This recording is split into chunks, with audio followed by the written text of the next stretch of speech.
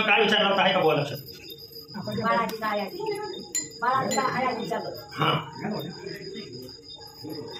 बाळ आधी का आई आधी असा प्रश्न मी विचारलेला होता, पहिला प्रश्न.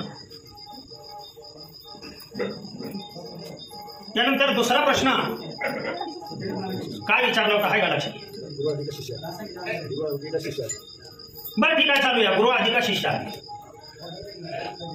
तिसरा प्रश्न असा विचारला होता, देव आधी का भक्त आधी का भक्ती आधी. पुढे विचारलं होतं, पत्नी अगोदर का पती अगोदर.